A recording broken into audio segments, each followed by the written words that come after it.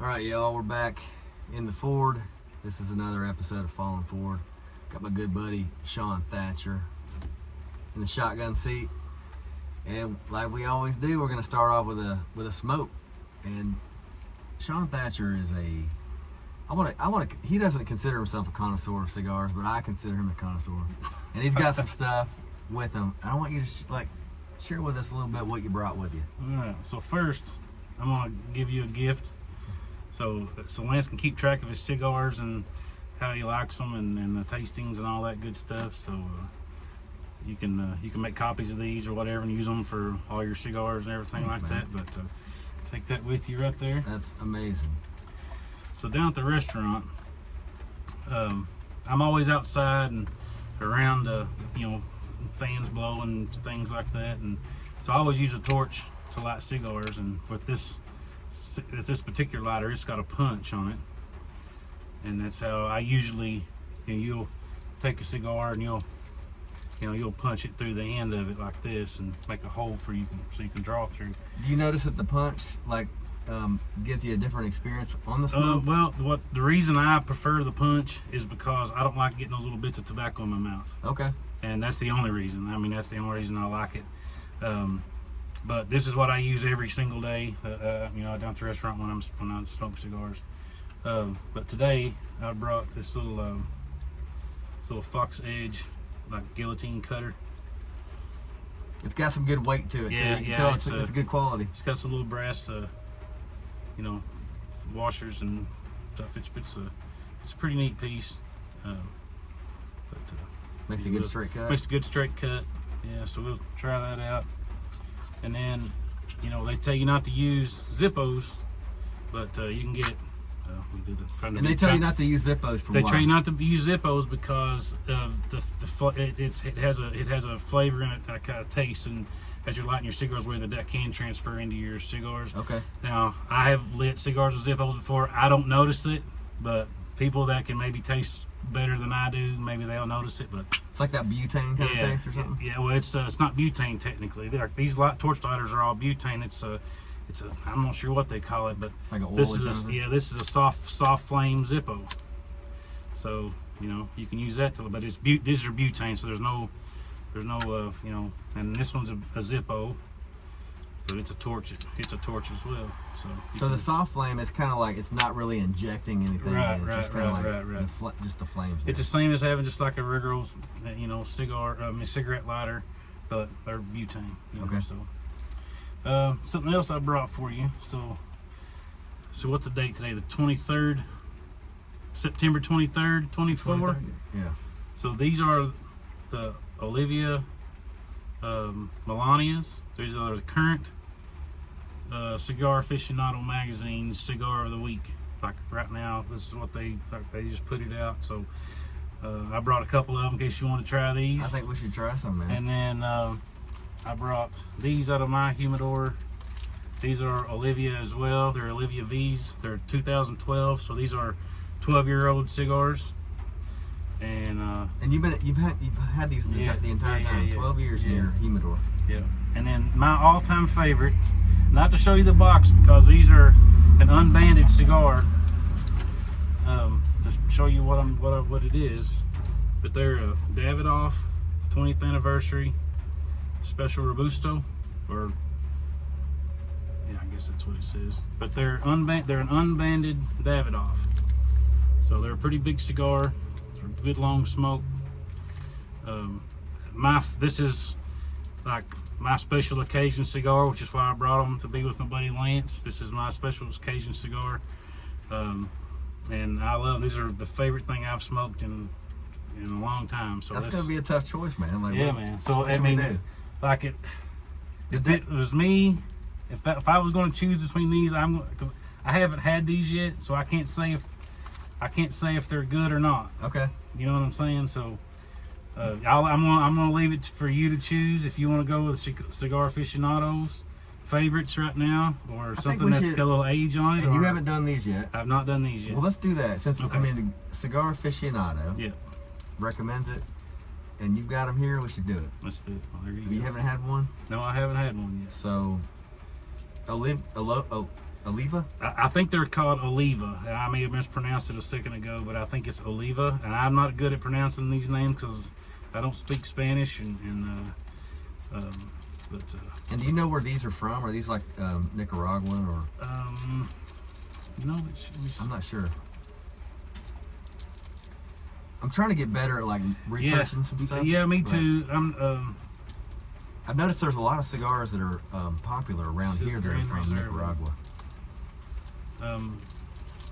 I know the Davidoffs are a New World cigar, and these are Olivias are all these as well too. But I do like the Maduro. I like the darker. Man, it's got a good sniff. Oh yeah. These are the kind when somebody's smoking them from a distance, you can smell them like from a long way off. So they call this the foot, you know, and you also smell the foot too, at the end of it. It's got a different smell than the wrapper. So you get the smell of the foot. That's the binder and everything inside of it. It's funny, since I put these videos out, I've been getting a lot of like suggested videos and then people wrapping cigars. Oh that'd be cool. Like stuffing them and just wrapping them. And there's a lot of work that goes into making one cigar. Now, like I say, the reason I got these today was because this is Cigar Aficionado's Cigar of the Week, and I thought, you might want to smoke them. So. Well, let's put a cut on this and light them up, man. So like I say, this style cigar here, the turbo style cigar, you wouldn't want to use a punch on this. You can use a punch on these, so you can use a punch on these, but they're not suited for that. And there again, it's the same way with when you're cutting your other cigars. You just want to get the just that little that little tip. You're not trying to. You don't want to cut way up here into the flat. You just want to get that little tip. Nice. Now I always get a little dry draw. Let me drop the damn thing. And you can kind of get a little flavor from them that way. It's kind of like what it reminds me of, like when you're sipping bourbon or something like that. You do that Kentucky chew. Oh yeah, the Kentucky chew, right. It's like something like that, where you just like get a little hint of what you got coming up. Let me try this out on here. So, the way I like these, like I say, with a soft flame, you can do this with a. Well, I'll show you both ways, but I'm not going to try to light it all the way. But just say you're using this style lighter, you just want to hit just the very tip, like that. If you're using this style of lighter, you know what I mean. But with this lighter here, actually, you can get in here and you want to keep like turning it. And that is just to get the.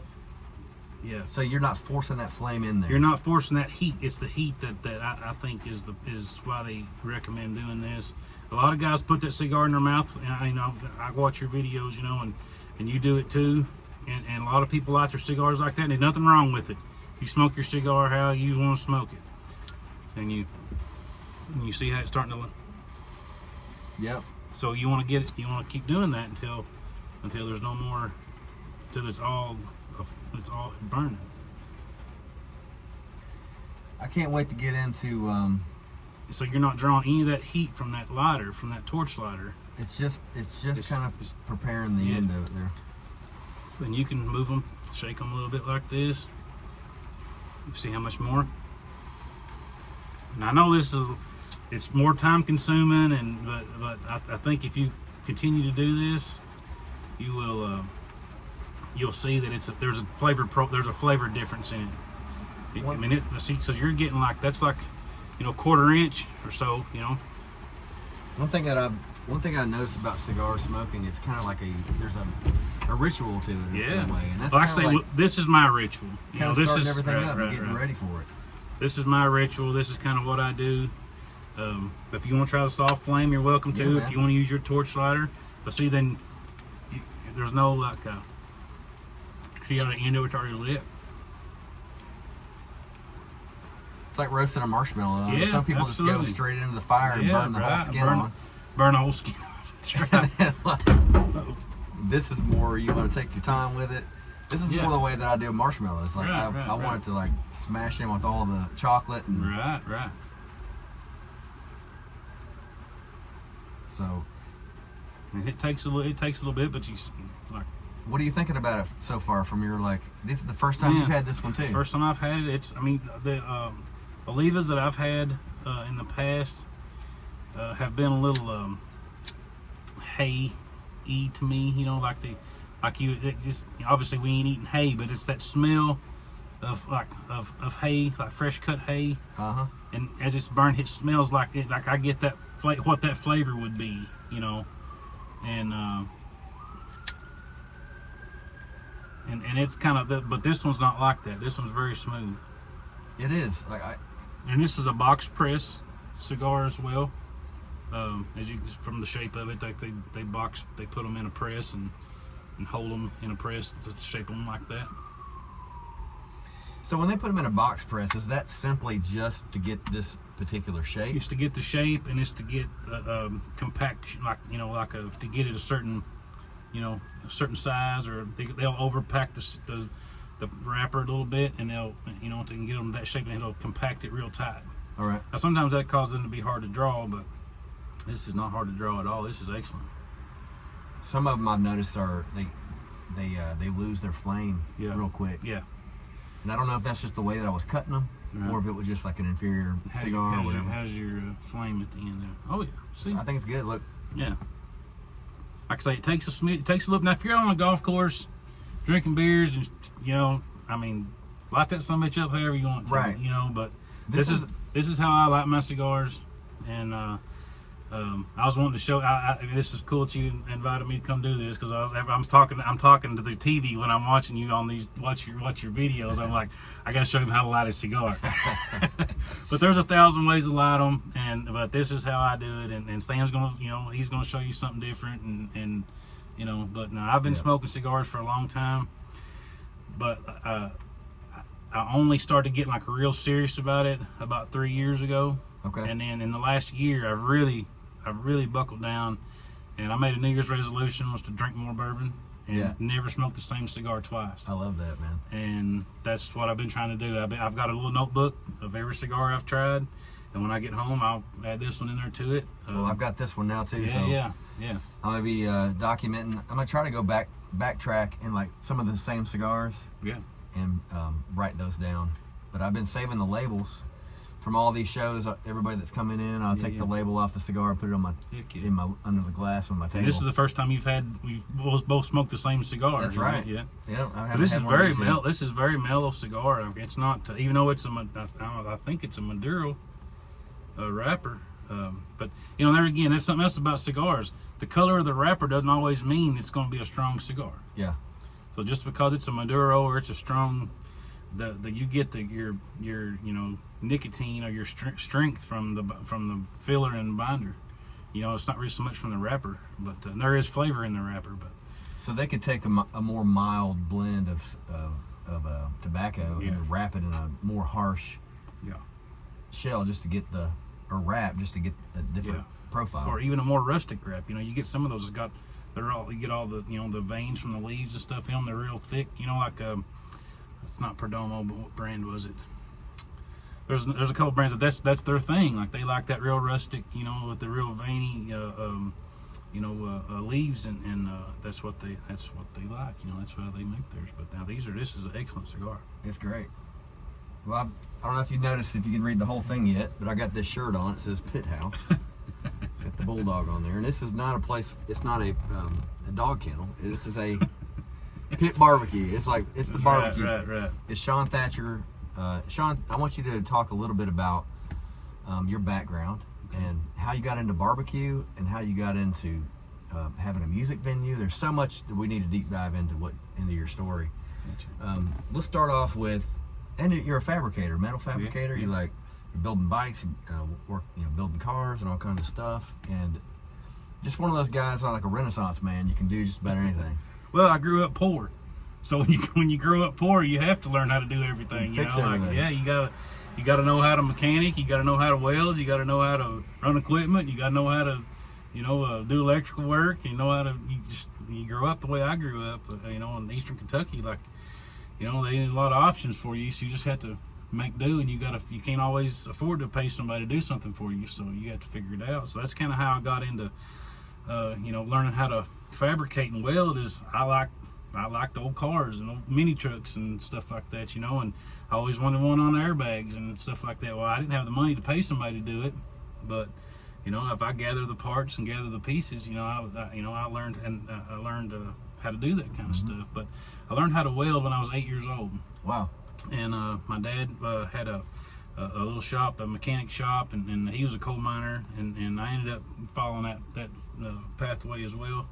But he would bring home like big dozer blades on trailers and stuff, and we would sit out there on the weekends when I was supposed to be there spending time with Dad, you know, and he was working in his shop, and he'd put a welding helmet on me, and I'd go out there and weld wire strips in D8 and D10 dozer blades for 2 days straight, you know, just burning rods, you know, and putting those wire strips on that stuff. So that's how I learned to weld, and where it started at. And then when I moved to Arizona to go to school, graduated high school in Breathitt County down here, and went to Arizona to go to school, and got up with some people out there that were like fabricators doing mini truck stuff and things like that I was into, and just kind of my welding skill. They couldn't weld, and so, but I knew how to weld, and we just kind of, I learned a lot of stuff from those guys that they knew how to build stuff, but they didn't know how to weld, you know. So I just kind of fell in with those guys and learned a lot of stuff, and yeah, just kind of figured it out, you know. And as when I came back to Kentucky, went to work on road crews, doing you know, construction work and stuff like that, and ended up in the coal mines, and you know, worked in the coal mines for about 12 years, and learned equipment and welding and different things in the coal mines. And I got laid off in 2015, and me and my wife, and I've been cooking and stuff for a long time, and a buddy of mine, to get back to the barbecue, to tie the barbecue stuff into this, while I was working in the mines, a buddy of mine was like, "Hey, can you build me a smoker?" I'm like, "Well, yeah, I can build you a smoker. He just wanted a little something for his backyard, you know." I said, "Well, yeah, I can build you a smoker," and I'd never built one before. And I said, I was about halfway through building his. He'd brought me a bunch of parts and pieces, and I said, "Well, shit, I think I want one too." So I just started building myself one along with his, and so I built me a little smoker, and I just started mucking around the house. This is probably, I don't know, probably 2010, 11, 12, in that range in there somewhere, you know. So 2015, fast forward, and I thought I was getting pretty good at it, you know, and I people were coming. Anytime I said, "We're having a cookout," well, there'd be 40, 50 people come to the house, you know. And so one of my buddies was wanting me to, he said, "Can you smoke me a hog for my wedding?" And I'm like, "I don't have a smoker big enough to smoke a hog. You got a pretty good sized smoker for that, you know." And so he said, "Well, build one." He said, "Hell, you know, build the damn thing." So I did. I built a smoker, and I'm still using it to this day down at the restaurant. But the restaurant is Thatchers BBQ. Yeah, Thatcher BBQ Company. I don't want to mislead you. The Pit House is like, we're going to talk about that coming up. But Thatchers BBQ. Make sure if you're through Slade, Kentucky, make sure you stop and get you some food. Yeah, for sure. It's the best. Thank you, buddy. I appreciate it, man. So you've been doing barbecue since about 20... Well, professionally as a living, I've been doing it since 2017. 17, okay. Yeah, so before that, we were doing a little bit of catering here and there, and like I say, when I cooked that hog for my buddy for his wedding, before I left there, this 5 people had hired me and gave me a deposit and money. I put money in my hands to smoke a hog for them for their family reunion or their event that they were having. Yeah, that they were having. And I'm just like I say, you know, at that point, I was still working in the mines, and you work in the mines 7 days a week, and I'm like, I don't know how I'm going to do this. But anyways, fast forward, I got those jobs done, and Crystal, my wife, had come up with some sides for us to, you know, to kind of put with them and things like that. So we was doing like just outlaw catering. We didn't have no license, I don't know. We just doing it, you know what I mean? And under the table. Yeah, just for our friends, you know. It was just a family thing. I wasn't trying to run a business. I wasn't trying to make money doing it. I was just doing it for my friends and people that wanted it. And so I got laid off in the beginning of 2015. Okay. And so they kept telling us, "Oh, we're going to call you back in 2 weeks. Call you back in 2 weeks. You'll be back to work." Well, 6 months later, my unemployment's running out. You know, and I'm like, and the whole time, like, I'm kind of mucking around the shop a little bit, catching up with stuff around the house. Ain't like I was sitting around reared back or nothing. I've never been that way. I've always found something to do. And me and my wife just said, you know, let's not worry about it. let's just go all in. Let's find, we like cooking. We like this restaurant stuff. We like doing it. Well, not the restaurant stuff, but the catering stuff. So we was going to go get a food truck and have like a food truck. We was going to go travel around to car shows and festivals and things like that, and just cook, do that kind of cooking, you know. And it just something, you know, however the world works, you know. This little building came open in Jackson, Kentucky, our hometown, and we opened up our first little restaurant there in August of 2017. And I think that's when I first started noticing you too, was because you were also into music. We were, yeah. You provided a place for up and coming artists to come out and play. Yeah. And I remember seeing like Arla McKinley and like several the guys in that group of people that were coming up. Yeah, at that point it was Arlo McKinley and Justin Wells and you know, Sean Whiting and gosh, man, I can't remember who all these. The Buffalo Wobbs, like the Buffalo Wobbs played in the restaurant that held 35 people. Wow. That's with nobody else in there. That's so it was literally like 25 people in there. And once they were set up in the entire front of the building. Yeah. It's like one of those clubs down on Broadway in Nashville. You're looking at everybody's asses through the windows. You know what I mean?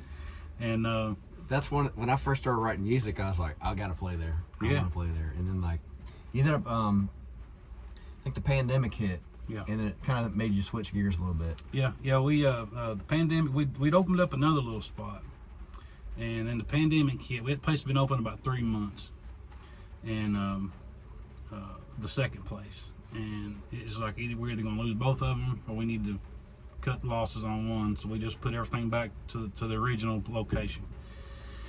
And then after about 3 months after we did that, some people that we know down at Slade had a place that they were scared to death. It was the pandemic and things like that. And I was like, and every time I'd go down there and visit with them, I'd say, if you're gonna sell this place, let me know.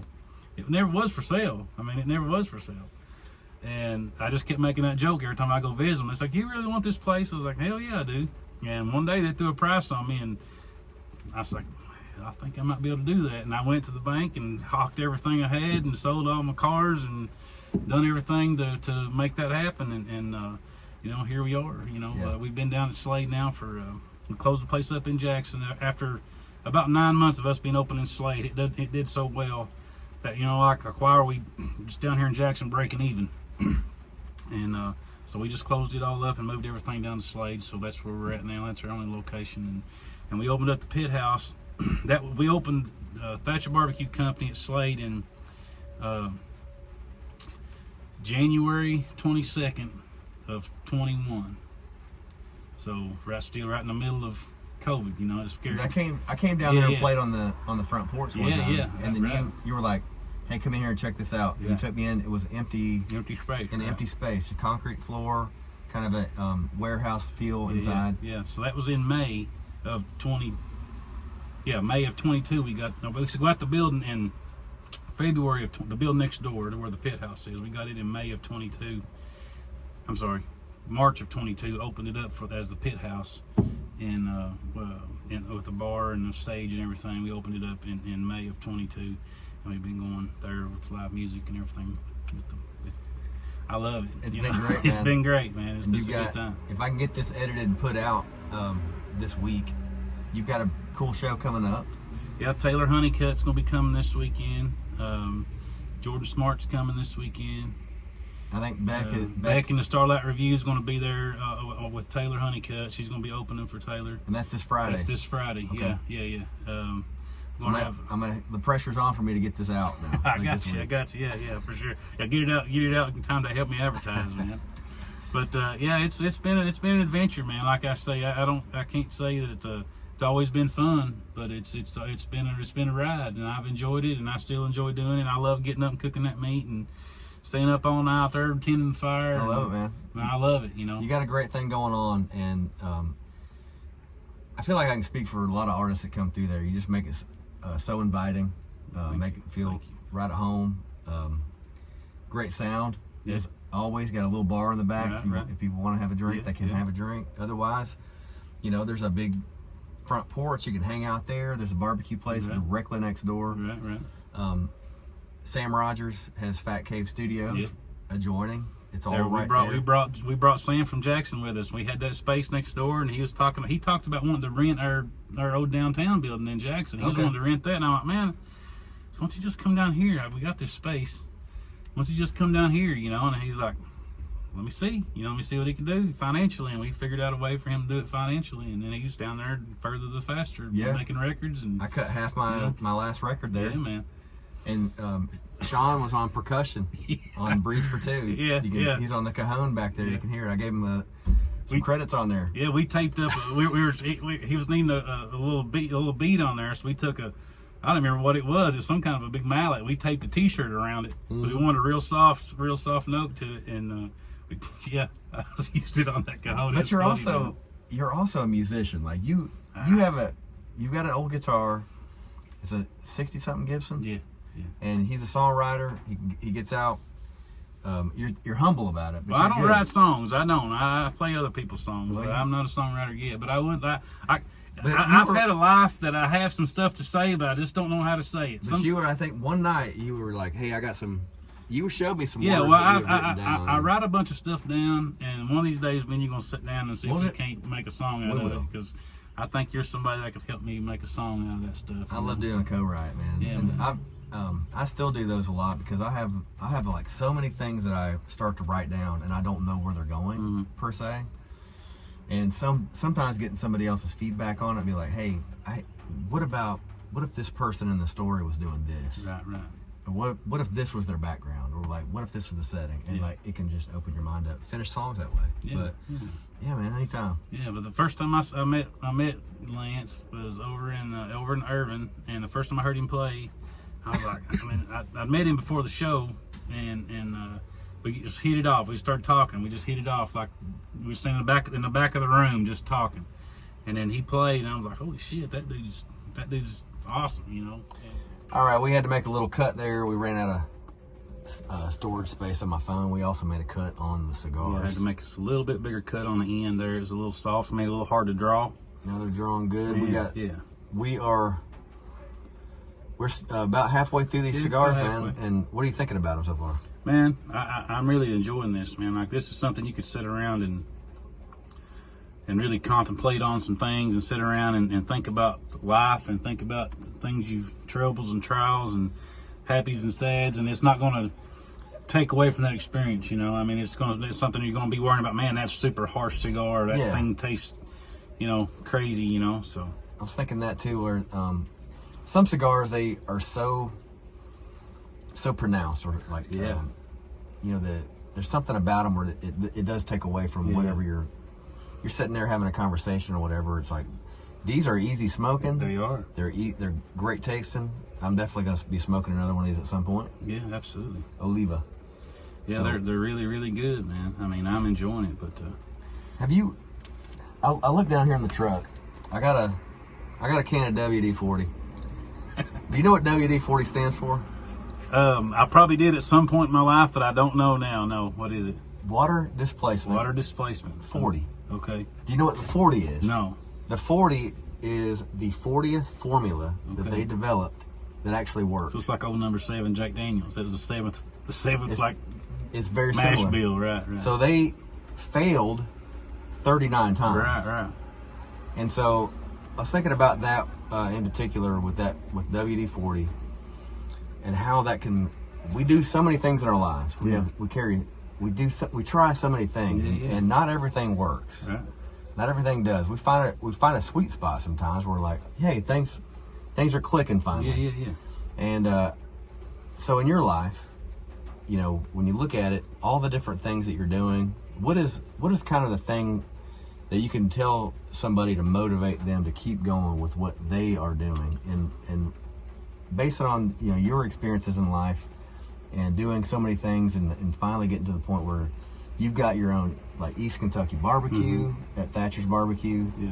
You've got so many things that are going, but it wasn't always easy. Right. So what can you tell somebody watching the show, man, to motivate them? Like, I'll be 48 years old in November, and but I always think, Colonel Sanders was 64 or 5 or 8 years old when he invented KFC. Right. So there's always time to always time to. There's not always time, but your age it isn't something that should hold you back from doing new things. 'Cause I didn't start learning playing guitar till I was 40.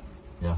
I just started playing. And I just picked it up one day, and I wanted to learn to play. And I sat around and watched a bunch of YouTube videos and picked around and figured it out. And I'm not any good, but I can play through a song. You know what I mean? And it's just don't stop pursuing what you're doing, what you like to do, because of your age or because of somebody's telling you shouldn't do it. Because I was told to my face that I was dumb and I was stupid for opening up a restaurant. And that was I mean people that I cared about told me that. And sometimes they think they're doing the right thing by saying saying like, hey, you need to be careful because you can lose a lot of money in this. Oh yeah, absolutely. But they were just, I don't think that was their motivation. This particular person's motivation. They were just, they just thought I was stupid. And I was, they just thought I was dumb. And all these years later, now I've been making my living in barbecue now for 8 years almost. From August 2017 until today, I have not had another job other than working for myself making barbecue. And I think that's a pretty good run on things, It's incredible, man. Yeah. And going from my background, growed up, poor, and growed up didn't have nothing, parents divorced when I was 4, and I've had every excuse in the world to fail, but I've always just keep going. Yeah. Just keep going one more day, the next day. If you wake up, thank you. That's right. And get up and go do something. I think that's the main reason why I started the show. Yeah. I want to hear people's stories, and like it kind of goes along with this truck. And the name of the show is Falling Forward. Yeah. It's based on a speech that I heard on it. It was a YouTube thing that I came across one day. It was Denzel Washington talking about falling forward. Yeah. There's also a book called Failing Forward, but I like that concept of like, we're all gonna fall. We're all gonna fail. Right. Keep going. Get back up. That's right. You're never gonna have to start over again. That's right. You're gonna pick up where you left off, and you're gonna go. So you've learned a lesson, and you're gonna the next thing you do, you're gonna be better. If it's similar to what you were doing, you're gonna be better at it. That's right. And you're gonna continue to be better at it. Because the first time I ever made a brisket, awful. And now I'm making 50 of them a day, and I think they're pretty damn good. So. And the amazing thing about that is, if you would have given up, you would have never developed your own style of barbecue. Right, that's right. And it reminds me of like John Prine. Yeah. He was like, wasn't the best guitar player. Wasn't the best singer. But he was like, talking about how he messes up when he plays guitar. Mm-hmm. He's like, if you mess up playing guitar enough, that becomes your style. That's right. Yeah, I just thought about it like that. You just have to, if you have something in your heart to do it, don't just quit. Don't just give up because somebody's telling you like you can't do this, or maybe you're telling yourself you can't do it, but it's something in your heart. I have to. This is me. This is what I have to do. Yeah. I don't care what it is, just do it. And like this WD-40, man, like it took them 40 times to get this, and now it's a worldwide brand. It's $1 billion company. Yeah. Everybody's got one in their old pickup truck. Yeah. How many times do you think the guy that invented the zip tie had to make that zip tie to get it to do what it does? And then he's, that person who ever invented that, Exactly. Who knows how many times it took to make that thing work. And I'm sure his family is like, why are you spending so much time working on a bag? Right. You could be out there doing anything, 9 to 5 or whatever. And I'm sure he had to do a 9 to 5 to develop that idea. Yeah. And that's another thing where eventually your dreams and your desires and anything that you find in your heart to do, if you stick with it long enough, you will see a return. It takes a while. That's right. It takes a while, but you will. And you're a good example of that, man. And thank you, man. I appreciate it. I appreciate your friendship, and you've always just been a straight up dude. You're always the same. You're never crazy, wild, or never in the poor, pitiful me. You're steady, and that's how I want to try to live my life. I just want to be that steady dude, that steady guy that, not that you always got to be strong when you ain't gonna have struggles, because there's a lot of men that can't talk about their shit, and you let your feelings out in your music, and you figure out how to deal with your problems through your music. A lot of people don't have that, and I do it. I sit around and smoke these things, at night by myself and stand around and I figure out kind of how I want to go about my life, and that's part of what this is for me. And this calms me down. This helps me meditate. This helps me, you know, I don't drink a lot, and this helps me. One of those things that, yeah, it's a vice, I guess, you know, but I enjoy it, and it helps me get through the day, you know. So yeah, that's the. We all have something we have to get us through the day, man, and it's like we got another one ahead of us. That's right. And that's right. that's putting one foot in front of the other. Right, There's no guarantee. That's why it's like that's right. You have to do what you want to do while you have the opportunity to do it. Absolutely. And absolutely. I'm trying to get Lance to grow his beard a little bit. You know? Man, it probably would be about as white as yours, though. It's like, yeah. You know, it's getting a little grayer. That's all right. There's a picture that popped up in my memory from like 5 years ago, and no gray at all. Yeah. And I'm like, I don't even recognize that dude. You know, but that's the beauty of it. Yeah, though. right. I don't want to be that guy anymore. Right. You know what I mean? That's so right. it's like we progress and we move on. We become the people we're supposed to be. You know, and sometimes it takes longer than we want. That's right. But the gray hairs definitely are proof that we've lived some life. That's right. I haven't. A gold guy asked me the other day how long it's been since I'd shaved. It's been since October 2011 since I've shaved. Since I put a razor to my face. Man. And I say I was a welder then, so I've caught it on fire a few times, and I've had to cut my beard back twice in that amount of time where you can see my shirt collar, so about lower than yours. And this last time, luckily, I ain't caught it on fire, so I had to cut it. So I haven't cut my hair in a long time. And see, now I don't have. Mine's on the opposite end of things. Like I ain't got no hair. To girl, I wish I had your hair. So. But I thought about cutting it. I was like, you know what? I kind of like it. I only grew my hair out long because I never had it long before. Right. I got you. I was like, I'm just gonna do it. Yeah. Well, see, when I was growing up, there was two men in my life growing up that had, and both of them had big beards, and those people I looked up to when I was a kid. It was my sister's father-in-law, with her husband's dad, and then my uncle Q. They both had these big burly guys, big beard, and I always wanted a big beard. And I couldn't even grow a beard till I was probably 27, 28 years old before it would even come in. It was all patchy, and then it finally started coming in good, and I just let it grow. So.